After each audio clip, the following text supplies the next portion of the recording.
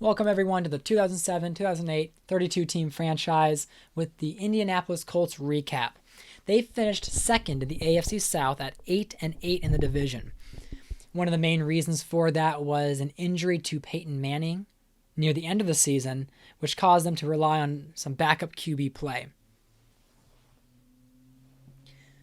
So we'll go ahead and see their schedule. As you can see, they were a top team early, and you'll just see the string of losses going 0-4 in the last 4 games of the season. As you can see, Peyton Manning had 3,900 passing yards, 39 passing touchdowns, 11 interceptions, and a 69% completion rate. That would have been significantly higher had he played all the games in this season. But again, it was so wonderful playing with Peyton Manning again. And it was hard for me to see them miss the playoffs because I know the big debate, Manning or Brady. During that time, I was always pro Manning. So I wanted to see the Colts do well. But when he went down, they were not able to keep their momentum going. It was also great to see the man who had some of the best hands in NFL history, Marvin Harrison. I mean, right there, that play just makes my day, where threw it up there and then just grabs it out of the defender's hands and comes down with a touchdown, going for 1,100 receiving yards and 11 receiving touchdowns. The Colts had many deep plays, and Manning was the number one passing yards QB this season until he was injured, in which Brady still took that number one title. However, Manning was still the second highest passer despite being injured for several games. As you can see, another beautiful touchdown to Marvin Harrison there with the blue pants.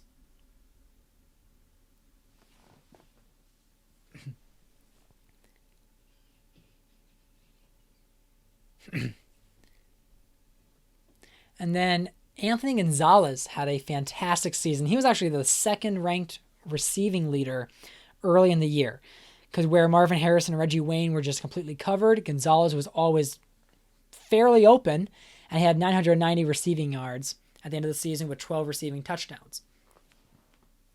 The issue was he did get hurt during the season, which caused him to miss out on some opportunities to remain a top receiver.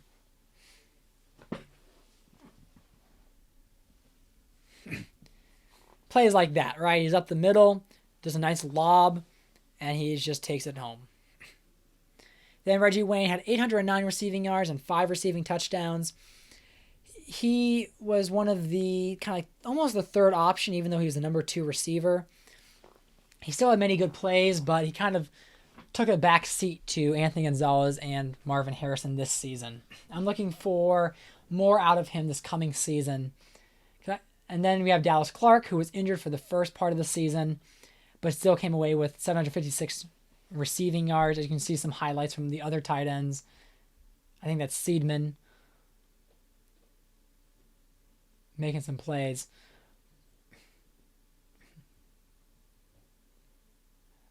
But Dallas Clark was missed when he wasn't on the field, and there he is there making an appearance. And once he was in the game, he would make a difference on so many levels. And here we go, Joseph Adai, 843 rushing yards, 7 rushing touchdowns. I was not pleased entirely with the Colts rushing attack. I know that other than Joseph Adai, they had like Keith, I think, 2 running backs in their 60s, and 60s overall, excuse me. And so what I did in the offseason was they ended up doing a trade with the Patriots, a late round pick for Lawrence Maroney. So heading into next season is going to be the Joseph Adai and Lawrence Maroney package in the backfield, and we'll see how that goes for us. But there we go with some more highlights from Joseph Adai.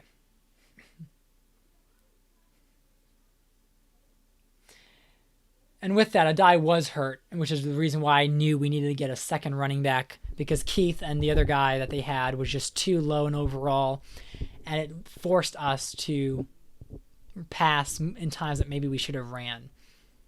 Here are some special teams highlights. Nice kick return touchdown here against the Tennessee Titans, who did end up being the division winner, but then got beaten in the first round of the playoffs. As I said, when Manning went down, I replaced him with Tim Couch, the quarterback from the Cleveland Browns, journeyman quarterback, and this was his first debut. Getting picked off. Here he goes, does the fake, and then fumbles.